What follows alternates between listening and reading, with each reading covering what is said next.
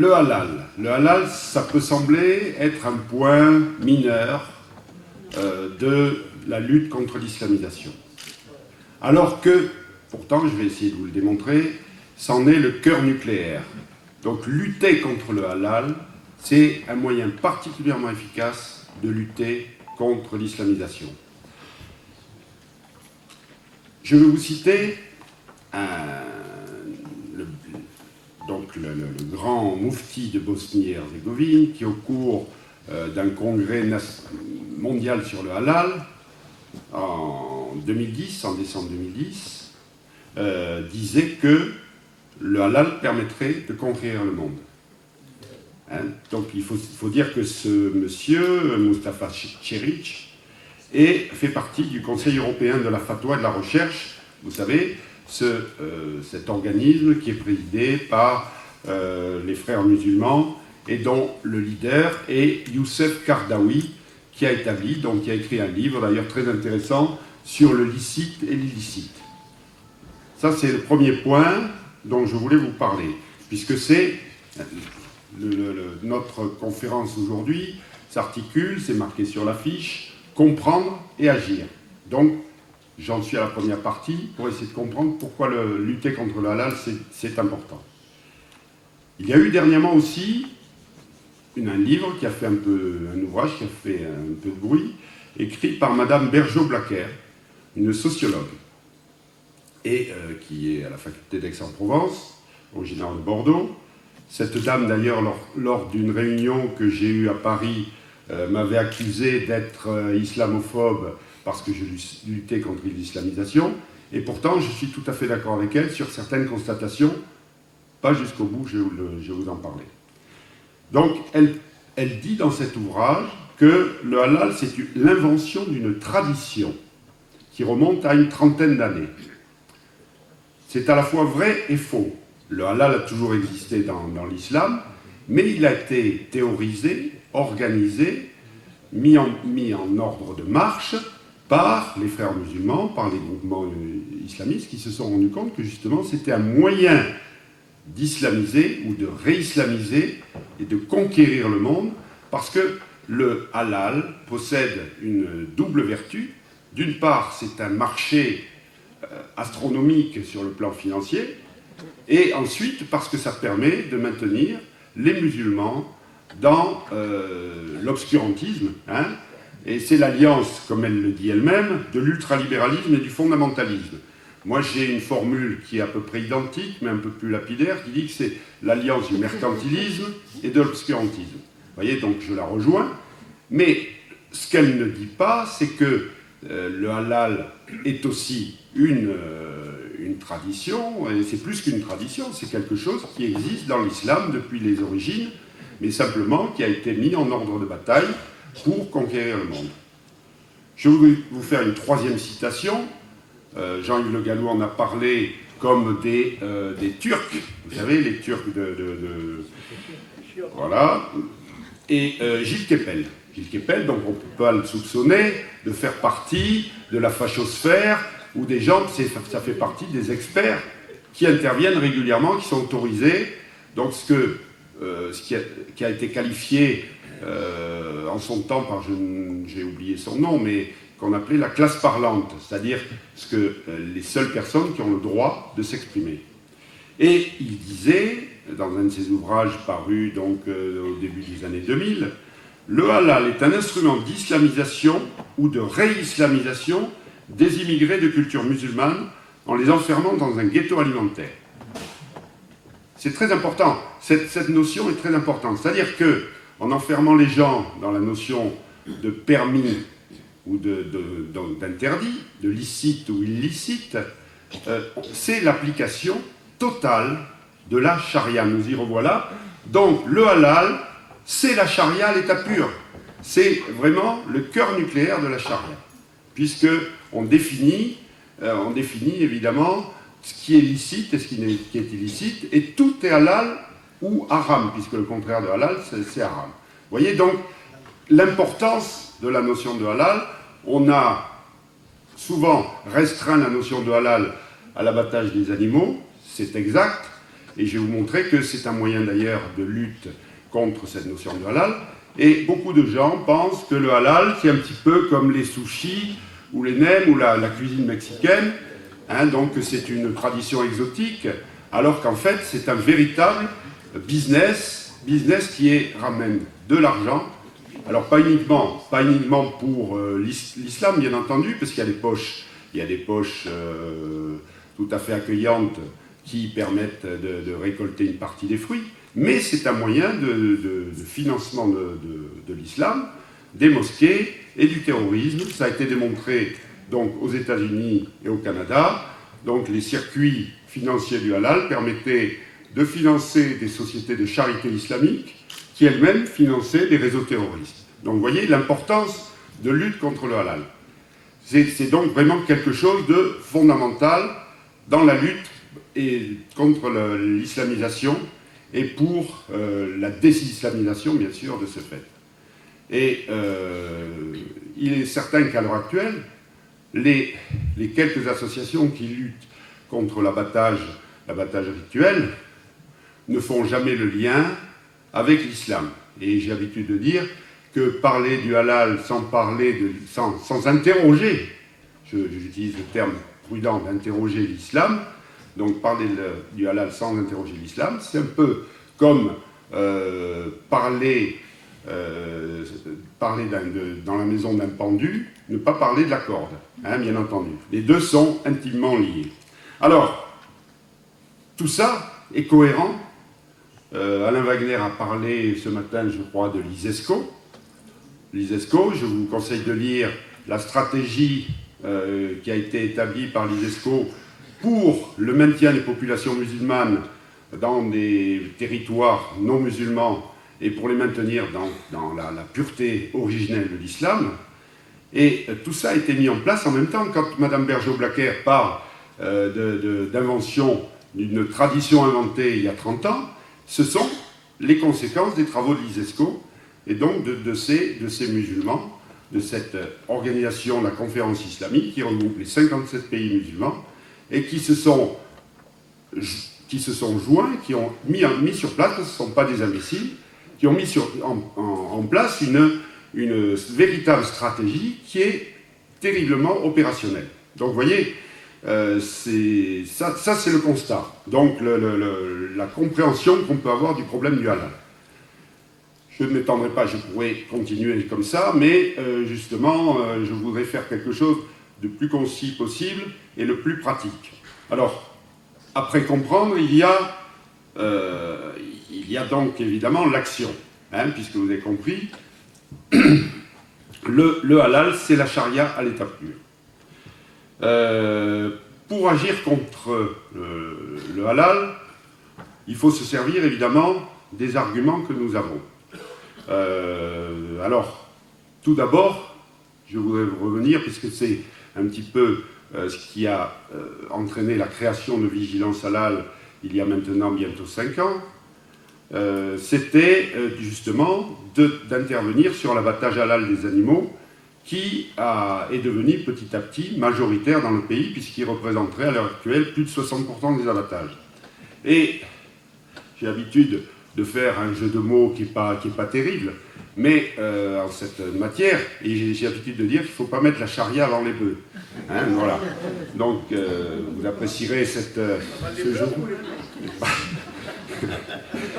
Alors, donc, il faut, effectivement, l'abattage halal pose 3 problèmes principaux auxquels on peut opposer des arguments rationnels et scientifiques.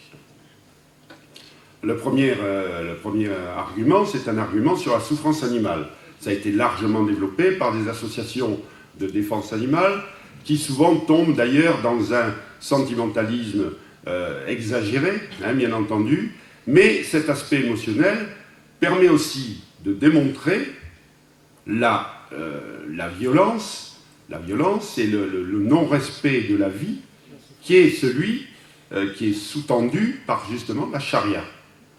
La vie animale n'est absolument pas respectée, et ces gens-là, d'ailleurs, ne veulent pas évoluer, alors qu'on sait très bien y compris par l'analyse des textes. Ça a été démontré notamment par mon ami Sami Eldeb, professeur de droit comparé musulman en Suisse, à Lausanne, l'université de Lausanne, qui a émis d'ailleurs un avis pour le gouvernement suisse au moment où il était question de revenir sur l'abattage rituel en Suisse. Et donc, il a démontré que finalement, dans les textes, il n'y avait rien qui imposait cette pratique.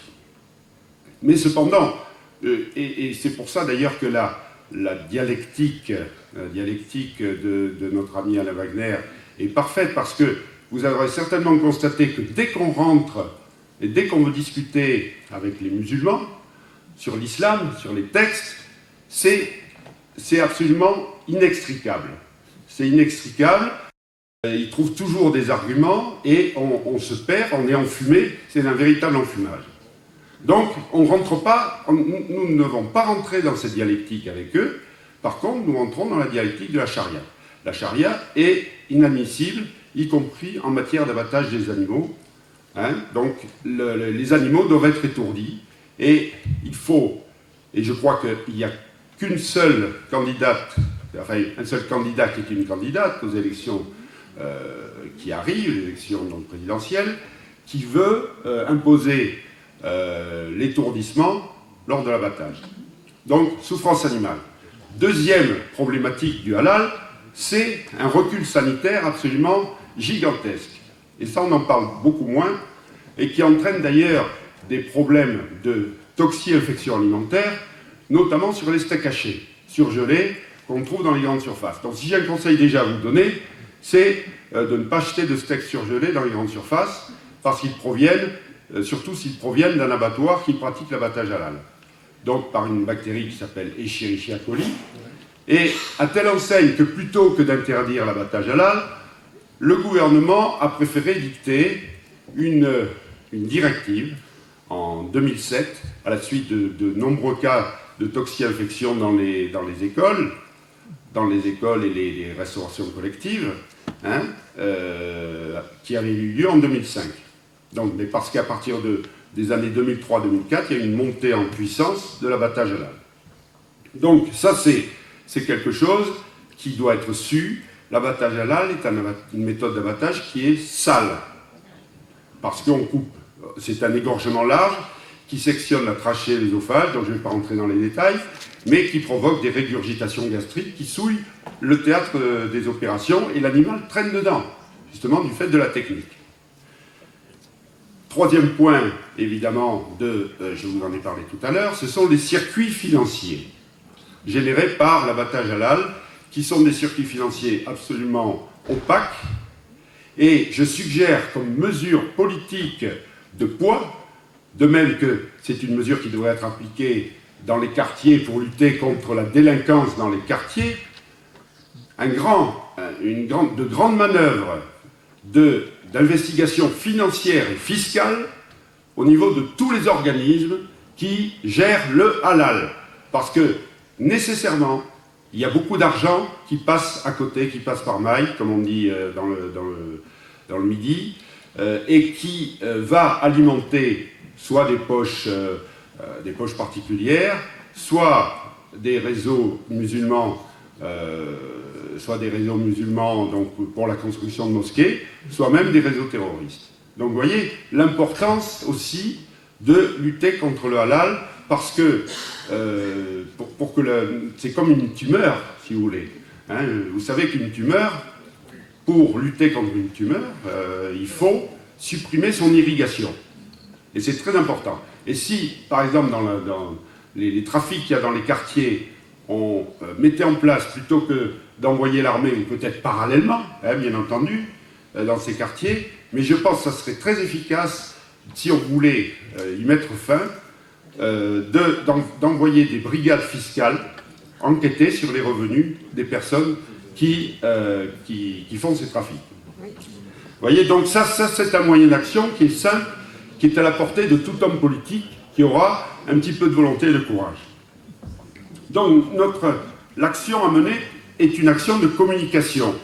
C'est-à-dire que, à partir de là, il faut se donner les moyens de communication Alors effectivement, Jean-Yves Le Gallou disait que je n'ai jamais été invité au journal de TF1, j'attends d'ailleurs avec impatience, j'aurai des choses à leur dire, mais donc nous sommes obligés de nous reporter sur les médias alternatifs, donc TV Liberté, donc les réseaux sociaux, Facebook, pour faire connaître évidemment ces vérités. Ça c'est quelque chose, donc évidemment, qui pose problème, mais petit à petit, la vérité est en train de se faire jour, malgré tout, et il faut insister donc sur ces trois aspects donc, de l'abattage halal. Alors, pour continuer dans les actions pratiques, et c'est quelque chose que je déplore malheureusement de moins en moins d'ailleurs, dans les milieux de la résistance, hein, de la dissidence, c'est que nous devons utiliser tous les moyens, même légaux, comme le disait Maurras, Charles Maurras. Et on ne se sert pas suffisamment du système judiciaire. En matière de halal, j'ai l'association que j'ai l'honneur de diriger, a une bonne dizaine de procédures en cours, essentiellement devant des tribunaux administratifs, sur un motif qui est relativement simple et pour lequel on n'a obtenu aucun résultat pour l'instant en première instance, puisque les juges, évidemment, ont tendance à voter en touche. Mais l'abattage halal est une dérogation. Pour contrôler cette dérogation, un abattoir qui désire faire du halal doit avoir ce qu'on appelle un cahier des charges, des commandes, un registre des commandes, donc spécifique pour le halal. Nous demandons simplement la communication de ce registre des commandes. Et on nous a toujours refusé, et donc nous savons, notamment par une vidéo qui avait été tournée lors d'un reportage d'Antenne 2, l'abattoir de Meaux, et on nous a rejeté en première instance, mais on est en appel, que donc c'est un éleveur qui allait faire tuer ses animaux à l'abattoir de Meaux, et il voulait que ces animaux soient tués proprement. Et le préposé à l'entrée lui disait non, nous on abat tout halal ici. C'est-à-dire qu'il était en contravention totale. C'est-à-dire qu'il faut demander, donc le but c'est de demander à l'État le respect des textes, au moins le respect des textes, qui n'est pas appliqué, et le démontrer. Nous avons, donc ça c'est un premier point. Nous avons aussi, donc pour l'abattage rituel de l'Aïd el-Kébir, hein, vous savez, tous les ans, la fête du mouton, nous avions mis en cause l'abattoir, un abattoir temporaire, puisqu'on accorde aux musulmans, donc pour l'application de la charia, hein, puisque l'Aïd el-Kébir, ça fait partie de la charia, on leur accorde donc des abattoirs temporaires qui sont des installations complètement surréalistes, puisqu'on a fait fermer un paquet de petits abattoirs de proximité qui étaient bien utiles pour nos paysans, parce qu'ils n'étaient pas aux normes. Mais je veux vous dire que ces abattoirs temporaires ne sont absolument pas aux normes. Et il doit y avoir donc il y a des procédures, notamment, par exemple, ce qu'on appelle une étude d'impact, parce qu'un abattoir, c'est ce qu'on appelle un établissement classé. Donc il y a toute une juridiction, il y a toute une littérature administrative, hein, concernant les établissements classés. Eh bien, ces abattoirs se dispensent allègrement de ce qu'on appelle une étude d'impact. Parce que pour établir un abattoir, normalement, il faut faire une étude d'impact.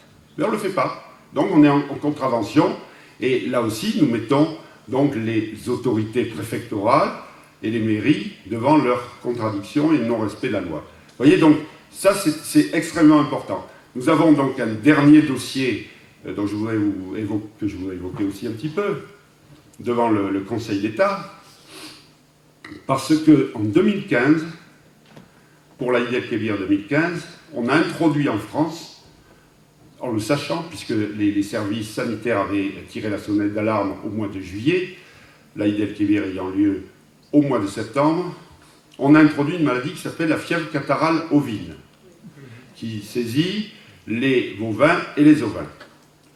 Mais on savait très bien qu'en important des moutons, parce qu'il faut savoir qu'on n'a pas assez de moutons qui correspondent au type nécessaire pour l'Aïd el-Kébir. Il faut que ce soit des mâles âgés d'1 an, et d'un type racial particulier, et un petit peu donc avec des cornes, hein, des poils, enfin une laine un peu particulière, etc. Donc on importe la plupart, notamment de Roumanie et d'Europe de l'Est.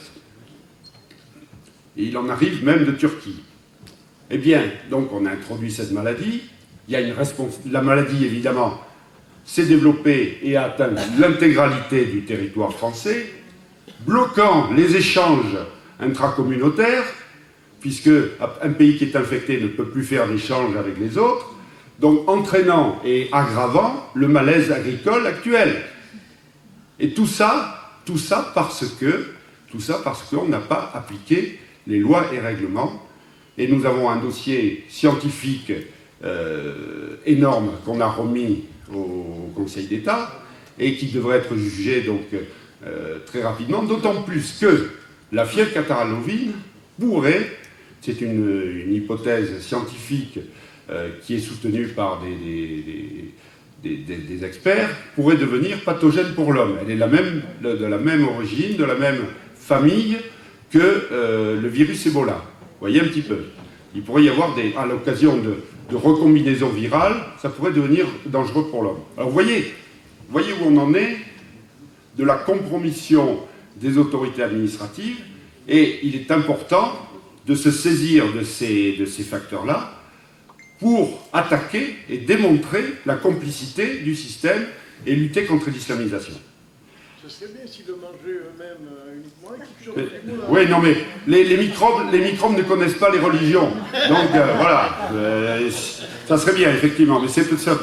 Alors, vous voyez, donc, parmi les mesures que nous réclamons, la mesure minimale, ce serait que l'étiquetage des animaux abattus selon le halal soit fait et accessible à tous par un étiquetage informatif. Et cette mesure a été refusée sur un motif absolument délirant, puisqu'on a dit que cet étiquetage serait donc discriminatoire. Donc exigeons-le, je crois que là aussi, Marine Le Pen, hein, donc je suis désolé, c'est la seule qui s'intéresse apparemment au dossier.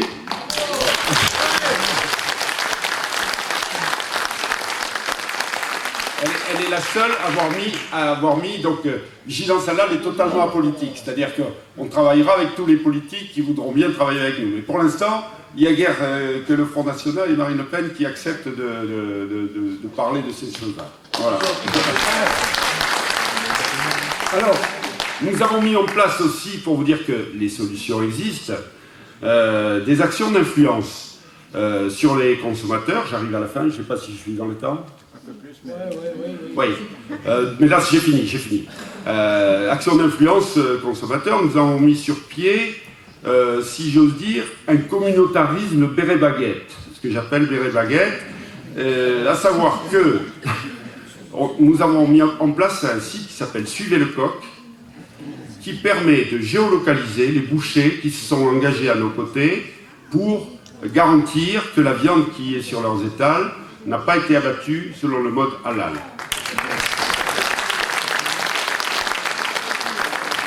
Donc ça c'est très important, consultez ce site, faites pression sur vos bouchers, parce que là aussi on doit se prendre en main, le système nous a totalement abandonnés, donc nous devons en tant que citoyens aussi nous prendre en main et ne pas attendre que ça tombe d'en haut, puisque de toute façon on risque d'attendre longtemps. Donc chacun de nous doit se mobiliser. Et nous sommes en train de mettre sur pied également un autre site qui s'appelle Les Vigilants, qui est sur le modèle de ce que Greenpeace a fait avec les guetteurs. Alors, le site de Greenpeace, les guetteurs, ils classent les produits selon la teneur en pesticides ou en OGM qu'ils contiennent. Et donc, ils demandent aux personnes, à toute personne, là aussi, action citoyenne, d'interroger les marques, toutes les marques, hein, sur la présence de pesticides ou d'OGM. Nous avons copié ce système pour le halal. C'est-à-dire que quand vous savez que Kellogg's, par exemple, est halal, hein, donc les céréales du matin sont halal, non, voilà, donc il faut les boycotter et nous le mettrons évidemment dans la liste noire des vigilants. parce que les consommateurs qui ont écrit à Kellogg's ont reçu une réponse leur disant que, de toute façon, effectivement, ils payaient un organisme de certification, parce que quiconque, il faut savoir, oui, que quiconque a le label halal a payé, a craché au bassinet, bien entendu. Donc, et ils répondent en disant que ces sommes sont maudiques. Mais elles sont maudiques, mais elles existent, ils les récupèrent sur le consommateur lambda. Vous voyez, je vous cite un autre produit qui s'appelle le Mélasommeil des laboratoires Urgo. Hein, ça contient la mélatonine, c'est un produit, vous savez, à base de produits naturels pour bien dormir. Eh bien, dans la composition, vous avez de la gélatine de bœuf halal. Et une consommatrice qui leur a écrit, qui nous a alerté, on lui a fait la réponse que on la comprenait, mais que la société ne pouvait pas satisfaire l'ensemble des demandes de ses clients. Vous voyez? Donc, c'est que ça correspondu à une demande. Voilà. Donc, vous voyez jusqu'où on en est. Alors, la conclusion, évidemment, ça serait d'interdire l'abattage halal, bien entendu. Ça, c'est une chose politique qui devra être prise. Et de continuer, bien entendu, à interdire l'Aïd el-Kébir, bien entendu, à la langue. Puisque là aussi c'est totalement interdit. Hein, c'est une tolérance. Et donc, combattre la notion de halal en général, bien entendu, en disant que le halal, c'est la charia. Donc, c'est sur ces mots que je voulais vous dire, mais le combat est nécessaire et il peut être gagné, je vous le garantis. Merci.